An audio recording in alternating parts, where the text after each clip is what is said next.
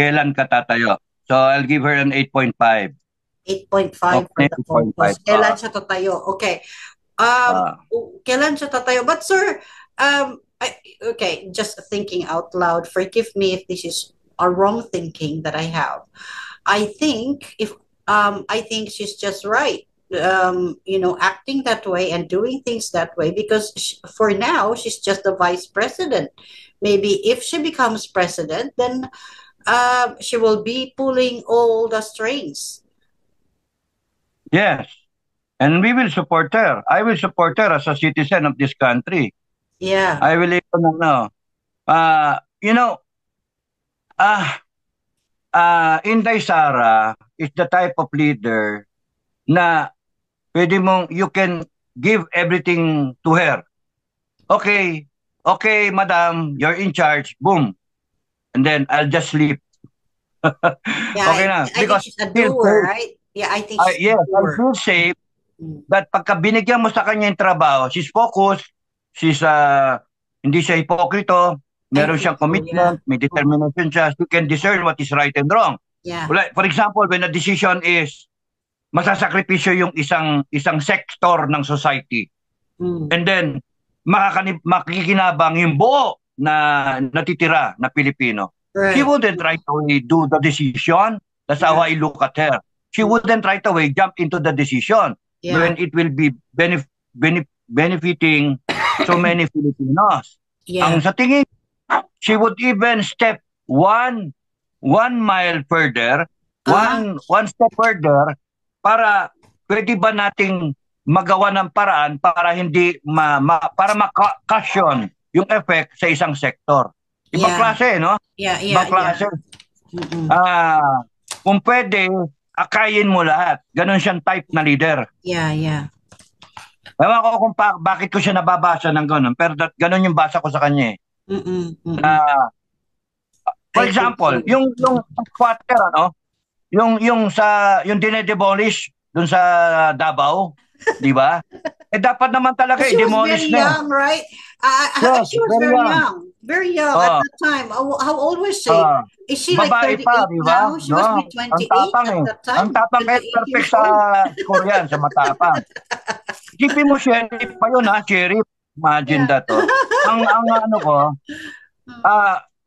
kagaya nun, yung kinakailangan naman talagang ma-demolish kasi by laws natin, etc., no? Pero she wanted to find a way para maayos siya na madala mo yung yung tao para hindi kawawa. Magaling siya. Yeah. She will go out of her way. She has that concern sa tao na kung pwedeng akayin lahat, akayin niya. Ay, magaling na leader yung ganon. Mm-mm. All 119 million Filipinos na pagkaganyan ng leader mo, makakatulog ka na membeng knowing na yung tatahakin ng leader mo yung gusto mo para sa bansa, yung gusto mo para sa mga anak mo. Compare mo kay BBM, hindi, worried ka eh. Ano na pupunta? Kasi ganun yung tanong ng mga Pilipino, ano na yung pupuntahan ng natin, ng bansa natin. Mm-mm. Ano na, maano na yung droga, laganap na yung droga, maraming nawawala, nakikidnap for body parts, no? Maraming krimen. Yeah. Kaya nga, tapos nagbenta pa ng ginto. Diyos ko, ano ba yan? Paano na yun? Bakit nagbenta ng ginto? Ano yun? Ano explanation? Ang dami nang iniimbestigahan, pero yung pagbenta ng ginto, hindi na imbestigahan. Nasaan na The yung mass pera? media is not carrying that story. Ha? I hadn't heard mass media carry that story. Wala eh. Hindi, di ba? Wala eh. May kineri ba nila? Wala naman, di ba? I hadn't seen. Nag-report yung BSP and then it's just that, the report, that they sold the gold 25 tons, about 25 tons of gold. And then some experts are trying to claim that they are experts na kaya binenta because we are hedging. Kumikita tayo dahil sa tumataas yung ginto. Diyos ko, in a global war, considering na magkaroon ng yung predicament ng buong mundo, everyone else is trying to keep their gold. Yeah. trying to stockpile on gold. Yeah. Because yung currency mo na papel, mawala ng value pagka You're right. nagkagulo-gulo. And here we are, we're selling our gold. 145 tons. Binenta natin yung 25. Sasabihin, we're still safe, marami pa rin. Ay, kalokohan yun. Why are we selling? Tapos isa pa, meron tayong budget, 6 trillion na supposed to be na proposed. Ang kikitain lang natin is 4 trillion. So meron 2 point something trillion na gap. Yeah. Hihiram na naman tayo. Yeah, so total, after this administration is done, probably our debt is about 18 trillion. Yeah. Diyos ko, saan tayo? And then, bebenta tayo ng ginto. Ay, nako. Na, sana kung binayaran yung utang Sana kung it's used somewhere. Pero hindi, kung gagamitin lang sa election yon for both buying or whatever, ay, malaking problema. That's why... Are you saying, sir, that there is no transparency from yes, the office of the president? I see. Yes, agree. So why not VP Sara say it? Because she's the alter ego supposed to be the president. If the president cannot do it, then why can't she? Why won't she be answerable for that? Hindi ganun kataas ang grade ko sa kanya sa communication. Di ba? Yung direct, hindi ganun siya ka-direct. Hindi pa siya nagpo-project ng ganun. Why not ask VP Sara? Why? Because I think she still has a hand because she's the vice president. So why not ask VP Sara about the issue concerning gold? Because that is very important. If the country is it for 2 billion? Is it 2 billion? Then she has to have some answers to that too. If the president can't do it, then why not she do it? Yeah, yun nga That's why. Kaya nga she has to do better in terms of communicating the sentiments of the Filipino people. She has to stand up, she has to rise up, and then be the leader that the Filipino people wants her to be. No more Mrs. Nice, no more Mrs. Nice guy, nice girl, no? No more nice Sara. She has to be herself. Pakawalan niya yung sarili niya. Yung paliparin mo na yung agila. Fly high, and then be the leader. There's a hidden eagle in her heart. I can see that. I mean, just like but she really has a record to be very courageous woman, and she can be. She can be. We have seen that, by her track record, her being a mayor, and the way she ran. Davao when she was a president. I mean, she was a mayor. The way she ran the Department of Education, and without even any noise, right? That who's this woman? Yung mga ibang politiko, doktora, mayor, governor, no, whatever, pati presidente, no. When they ran, when they had their term. Pagkatapos nila, minumura sila ng mga tao Yung galit ba yung mga tao? Minumura meaning, minumura for, just in case, some foreigners are watching us, minumura meaning gaslight them, or not gaslight, but backbite them. F-you, mga ganon. The dirty word, the curse word. Them, hate them after their term. Yes, okay. Because this Duterte, the father, and Duterte, the daughter. They're hindi umiiyak yung tao na wag mo kaming iwanan, love ka namin. And if ganun yung leader, nakaka-connect sila sa tao. Kasi nga may performance tumatatak sa tao. Kaya yung tao, the Filipino people, a lot of Filipino people are clamoring for her, or in short, the Duterte. Yung tinatawag nilang DNA of a Duterte. Yeah. Diba? even the brother, the younger brother, the mayor of Davao right now, when he speaks from the heart. I mean,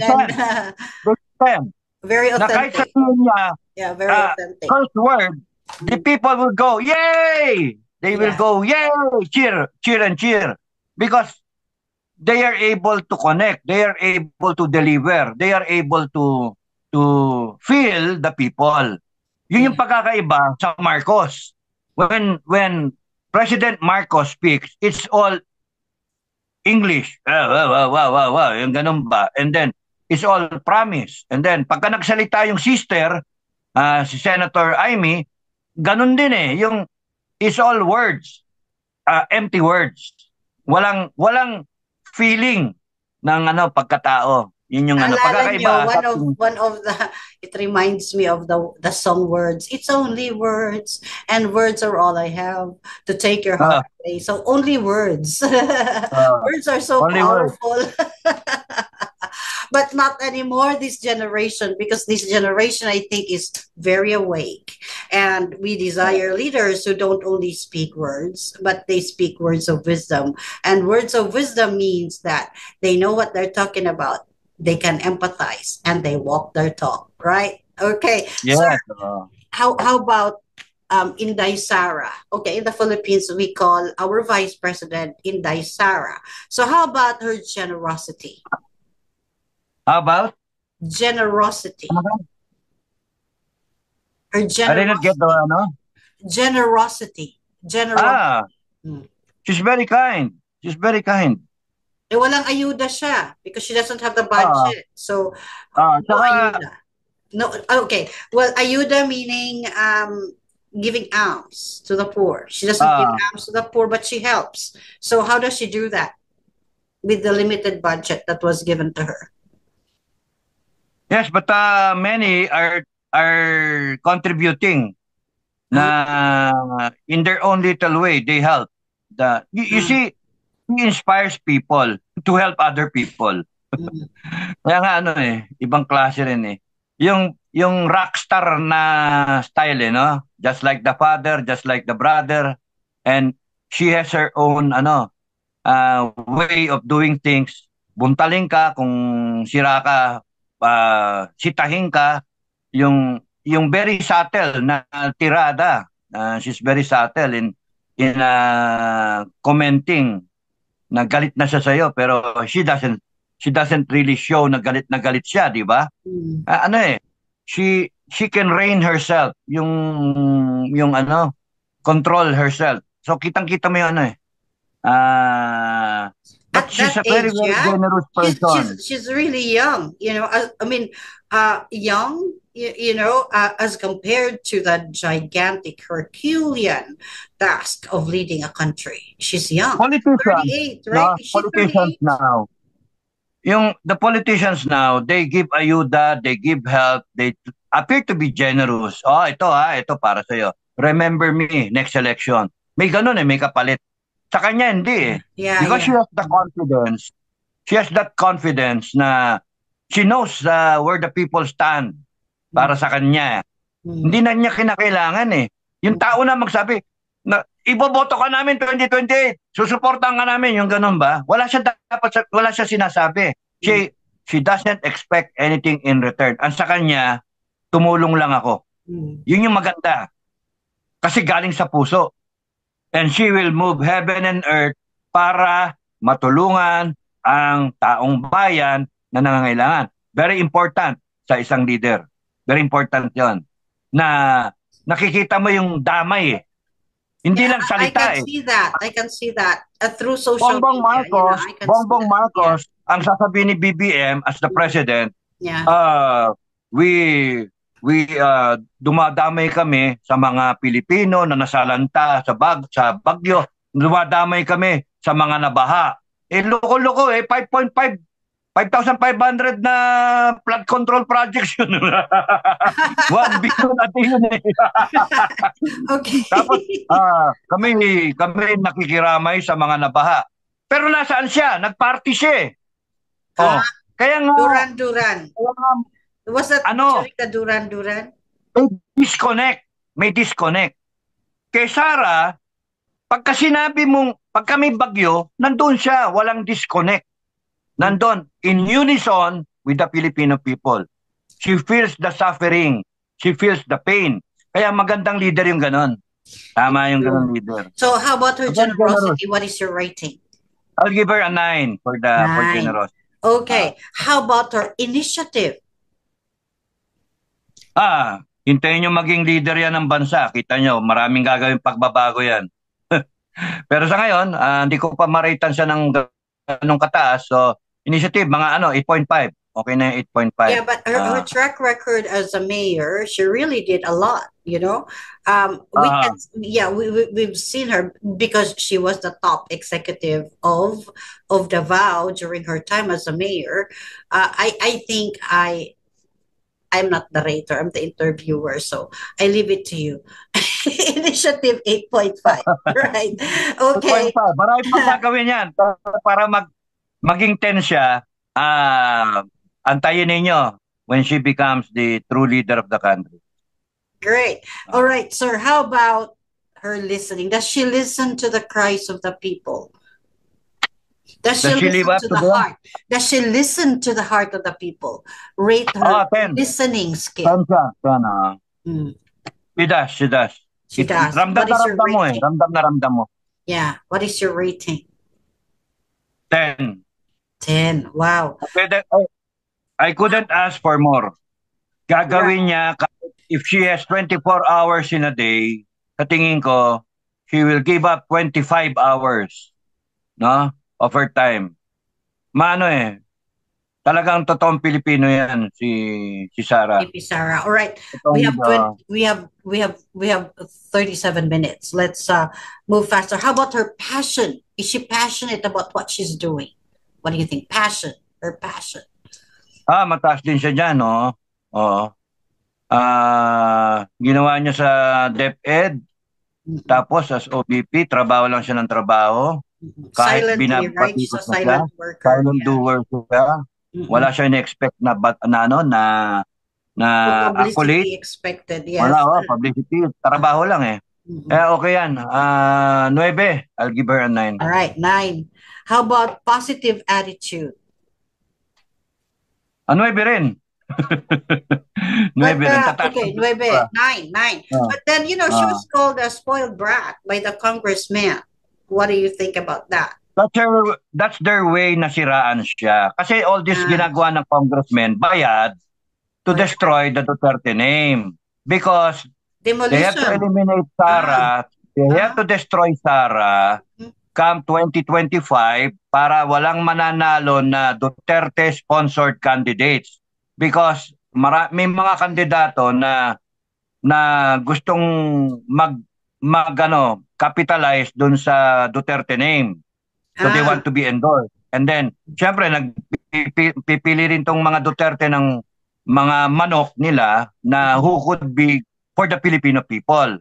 Now, kung kunyaring sisiraan si Sara because of the 125 million confidential fund at saka yung mga misuse nga ng pera, etc., no? And then yung kay Duterte na all this EJK, etc., and all this pogo na kinoconnect sa kanya, at saka corruption na kinoconnect kay Duterte, di makikita mo kung di ka magpapauto na Pilipino, no? There's something happening here na on a satellite view na the motive really, the intent is to destroy the Duterte name. And but everything, all these corruption charges has been cleared by the Commission on Audit. Yes, and it's a long process. My wife is a retired COA, and it's a long process. So yun nga 125 million, there's no concern. How about the billions na sa kanila rin na may so you think there's a double standard here? Yeah. Double standards. And then there's no concern about, then sinasabi nila sa Congress, the Filipino people they are entitled to know where you spend the 125 million confidential funds. The people ought to know before we allow you all this budget. Loko-loko pala itong mga congressmen eh. Let me tell you, loko-loko talaga sila. Why? Because they're signing billions, hundreds of millions, in fact billions, by liquidating by certification.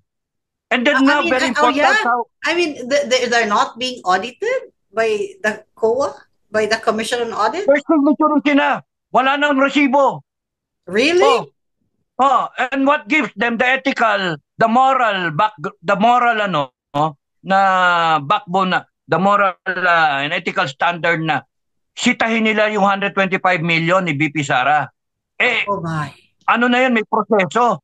Tapos ipipilit nila na binebate nila si Inday Sara to testify against herself. Sino lumabas na tanga? Yung Congress. Kasi kitang-kita kung gaano niya na-outwit yung mga congressmen. Pero Yeah. backfire. Bakit interested yung congressman sa 125 million? Eh, paano yung mga nililiquidate nila? MOOE, yung ano nila, MOOE, monthly expenses, etc. Na liquidation by certification, walang resibo. Lahat sila 300 Liquidation plus by certification without congressmen. any receipt. And why will COA, Baka, Commission on Audit, release the budget ang, and ang not? kinakailangan, tignan lang ng COA is sinertify. Kaya ako, I, Honorable Enrique, do certify that I have spent 20 million, 40 million, how many billions that they were used for the properly. Imagine, tapos sasabihin nila sa hearing, the people ought to know how you spent the money. O bakit ito sila? Ano 'yon? Hindi natin pwedeng questionin. Kaya Okay. nga So double there's standard. double standard. They are all hypocrites. And Yeah. then lately, makikita mo yung watches nila worth millions of pesos in their bag. Would you even, ikaw, doktora, would you even aspire to own a bag na worth 5 million? 2 million? No, it's a waste of money because Kaya nga, depreciates. and It how depreciates. come these people can do such na may mga bahay, merong mga kotse, nanggagara ng mga kotse, hindi lang isa, sobra-sobra. How come they can own a watch na talagang mamahalin, pati yung mga yung mga damit nila, because it's people's Signature. money.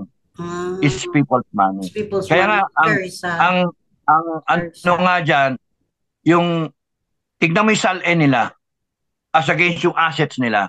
They What cannot is a explain. SALN again, sir? What's a SALN? Ano yun?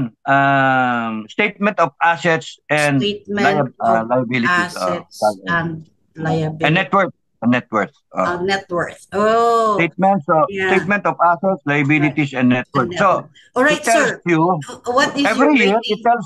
it What tells is your- us, it's public, it's a public document. It tells you how much you are worth.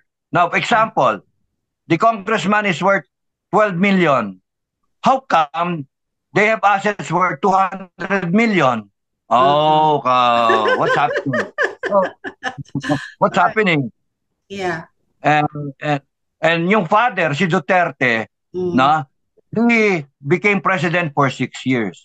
Yeah. And he retired, ganun pa rin yung bahay niya. Yeah, you're Ganun pa rin yung bahay niya.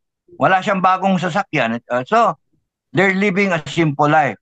Yeah. And binabaliktad na ngayon, siya daw yung kurakot. Siya daw yung kurap. Teka muna, sino ba yung bumili ng bahay sa Forbes Park? Yeah. Sa bayan pa, 5-5. Yeah. Sino pa? Sino yung bumili? Sino yung nagpabili?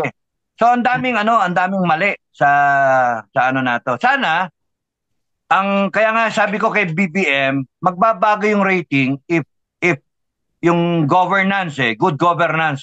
Yeah. Yeah, he does away with corruption. Tanggalin niya yung mga walang yan yung mga nakapaligid sa kanya na mga siraulo.